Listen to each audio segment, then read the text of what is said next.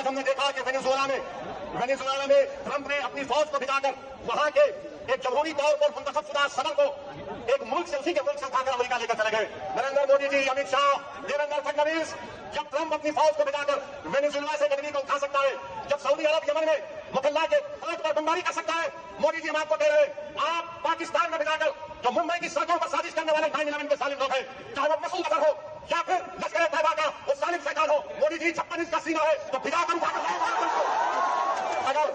अगर ट्रंप कर सकता है तो क्या आपको है? जब ट्रंप कर सकता है तो आपको भी करना पड़ेगा, क्योंकि मोदी ने कहा था अब की बार ट्रंप सरकार। तो मेरे भाई मुझे मालूम कि आज के भाषण అసదుద్దీన్ ఓవైసీ ఏం చెప్తున్నాడంటే, ఒక ప్రెసిడెంట్ని ఇంకో ప్రెసిడెంట్ దారుణంగా అరెస్ట్ చేస్తే పట్టి అమెరికాకి తీసుకొస్తే డొనాల్డ్ ట్రంప్ వెనిజులా ప్రెసిడెంట్ని 26/11 ముంబై దాడుల్లో ఉన్న సూత్రధారుల్ని ప్లాన్ చేసిన వాళ్ళని ఇంకా పాకిస్తాన్లోనే ఉన్నారు, వాళ్ళని ఎందుకు అటాక్ చేయట్లేదు ఇండియా అని మోడీని అమిత్ షాని క్వశ్చన్ చేస్తున్నాడు సింపుల్గా చెప్పాలంటే. సో దాని గురించి మీకు ఒక వివరణ ఇస్తాను ఇప్పుడు. ఈ వీడియో మీకు ఎక్స్ప్లెయిన్ చేస్తాను. 26/11 అంటే అటాక్ కాదండి, అది ఇండియా మీద జరిగిన యుద్ధం. ముంబై టార్గెట్ కాదు, ఇండియానే టార్గెట్ వాళ్ళకి. టూరిస్టులు కాదు, దేశ గౌరవం వాళ్ళ టార్గెట్, భారతదేశ గౌరవం వాళ్ళ టార్గెట్. 166 మంది చనిపోయారు ఆ దాడుల్లో, 100 మంది గాయపడ్డారు. దేశం మొత్తం షాక్లోకి వెళ్ళిపోయింది. ఇది ర్యాండమ్ కదా, అప్పుడప్పుడు అనుకున్నాను కదా, ఇది పక్కా ప్లాన్తో చేశారు. ఈ అటాక్ ఎవరు ప్లాన్ చేశారు? దాడి చేసింది చిన్న చేపల? అసలు పెద్ద చేపలు పాకిస్తాన్లోనే కూర్చున్నారు కదా. చిన్న చేపలు ఆల్రెడీ చచ్చిపోయారు, ఒకడు కసబ్ ఉన్నాడు కాబట్టి వాడిని అరెస్ట్ చేశారు, వాడిని ఉరి తీశారు కూడా. ఇదంతా ప్లాన్ చేసింది లష్కరే ఈ తోయిబా. వాళ్ళ లీడర్షిప్ కానీ వాళ్ళ హ్యాండిల్స్ కానీ ప్రపంచం మొత్తానికి తెలుసు వాళ్ళు ఏం చేస్తారనేది. ఈ అటాక్ పాకిస్తాన్ నేల మీద ప్లాన్ చేసింది, పాకిస్తాన్లో నుంచే ప్లాన్ చేసింది. ఇది పక్కాగా పాకిస్తాన్ స్పాన్సర్ టెర్రర్ అటాక్ అండి. మన దగ్గర చాలా ఆధారాలు ఉన్నాయి, ఫోన్ కాల్స్ ఉన్నాయి, మన దగ్గర జీపీఎస్ డేటా ఉంది. ఎక్కడ ట్రైనింగ్ క్యాంప్ తీసుకున్నారో, వీళ్ళు ట్రైనింగ్ తీసుకున్నారో మనకు తెలుసు. కసబ్ మొత్తం చెప్పేశాడు. ఇవన్నీ ఫేక్ కాదు, అక్షరాల పచ్చి నిజం. మన దగ్గర ప్రూఫ్స్తో సహా ఉన్నాయి. ఇండియా తలుచుకుంటే ఏమీ చేయలేదా? మరి ఇన్ని ఉన్నాయి కదా ప్రూఫ్స్. ఇండియా అసలుకి పాయింట్ అవుట్ ఎందుకు చేయట్లేదు? ఇండియా తలుచుకుంటే చేయగలదు కదా, 100% చేయగలదు. ఇండియా దగ్గర ఉన్న పవర్ వరల్డ్ టాప్ మిలిటరీ ఉంది, రా లాంటి ఇంటెలిజెన్స్ ఉంది, మిసైల్ టెక్నాలజీ ఉంది, సైబర్ వార్ చేయగలదు, ఎకనామిక్ పవర్ కూడా మన దగ్గర చాలా బాగుంది. మరి ఇండియా తలుచుకుంటే పాకిస్తాన్లో ఏ మూలలో ఉన్నా ఎవరున్నా తీసుకురావడం చాలా ఈజీ. అయితే ఇండియాకి తెలిసినా కూడా ఇండియా చేయదు, ఎందుకంటే ఇది భయం కాదండి. ఇక్కడ చాలామంది తప్పు చేస్తారు.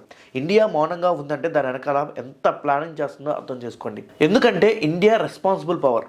ఇండియా ఒక టెర్రరిస్ట్ని చంపితే ఏమవుతుందో తెలుసా? పాకిస్తాన్ వెళ్ళి పాకిస్తాన్లో టెర్రరిస్ట్ని చంపితే పాకిస్తాన్ ఒకటే చెప్తుంది ప్రపంచానికి, ఇలా ఇండియా స్ట్రైక్ స్పాన్సర్ కిల్లింగ్ అని. మనం చంపింది టెర్రరిస్ట్ అయినా సరే వాడి దేశంలోకి వెళ్ళి పాకిస్తాన్ టెర్రరిస్ట్ కాదు, వాడు మామూలు మనిషి అని చెప్తుంది. ఎందుకంటే వాడి దేశంలో టెర్రరిస్ట్ ఉన్నారంటే దేశం వాడిని తూ అని వస్తుంది కాబట్టి. అప్పుడు ఏం జరుగుతుంది? ఇండియా పైన ఇంటర్నేషనల్గా ప్రెజర్ వస్తుంది. మనం అక్కడికి వెళ్ళి చంపితే ట్రేడ్ సమస్యలు వస్తాయి, డిప్లొమసీ డ్యామేజ్ అవుతుంది, ఇండియా గౌరవం తగ్గిపోతుంది. కొన్ని దేశాలు పాకిస్తాన్కి అనుకున్న దేశాలు లేకపోతే మనకి ఎకనామిక్గా అవసరం ఉన్న దేశాలు మనకి దూరం అవుతాయి. ఇండియా అగ్రెసివ్ అనే ట్యాగ్ పడుతుంది, రెస్పాన్సిబిలిటీ అనే ట్యాగ్ పోయి. ఇండియా అలా కనిపించకూడదు, ఎందుకంటే ఇండియా ఒక ఫ్యూచర్ సూపర్ పవర్ అనమాట. వాళ్ళు బతకడానికి అసలు కాలం చాలామంది అంటుంటారు, అదొక రీజన్గా కూడా అనుకోవచ్చు. ఎందుకంటే టెర్రరిస్టులు పాకిస్తాన్లో ఉంటే ఏ మూలైనా వెళ్ళి మనం చంపొచ్చు మన స్పైస్ ద్వారా. అందుకని పాకిస్తాన్ ఒక ప్లాన్ చేసింది.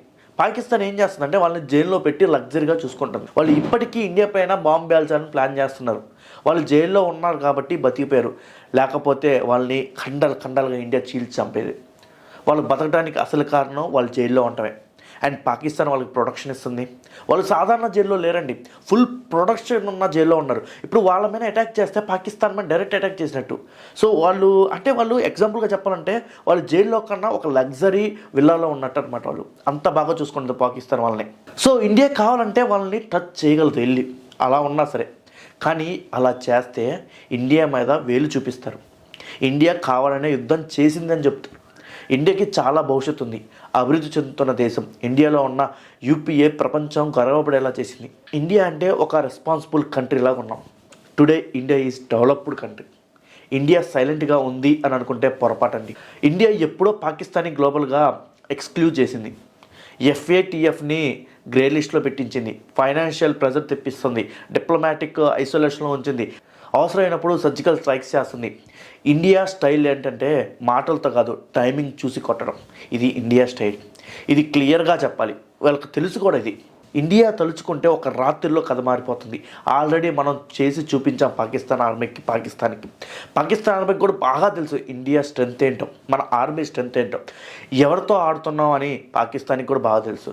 పాకిస్తాన్ టెర్రరిస్టులు ఖచ్చితంగా రక్షిస్తుంది, ఎందుకంటే అది వాళ్ళ భయం కాబట్టి. మనం 26/11 మర్చిపోలేము. ఇండియా ఎప్పటికీ మర్చిపోదు. ఇండియా ఓపిక్గా చూస్తుంది, ఎందుకంటే ఇండియా కొట్టినప్పుడు చరిత్ర మారుతుంది. గుర్తుపెట్టుకుని ఇండియా గురి చూసి కొడితే చరిత్ర మారుతుంది. ఆ రోజు కోసం వెయిట్ చేద్దాం. మనం మౌనంగా ఉన్నంటే బలహీనత కాదు, అదొక నిశ్శబ్ద తుఫాను. India is silent not because it is week, but because it knows when to strike. ఎవడు ఎన్ని కుట్రలు చేసిన ఇండియా పైన కింద ఉన్న వెంట్రుకలు కూడా పీకలేరు. దిస్ ఈజ్ నాగార్జున దేవసెట్టి ఫ్రమ్ భారతదేశం. మళ్ళీ కలుద్దాం వేరే వీడియోలో. ఈ వీడియోపై మీ అభిప్రాయాన్ని కామెంట్ బాక్స్లో కామెంట్ చేయండి.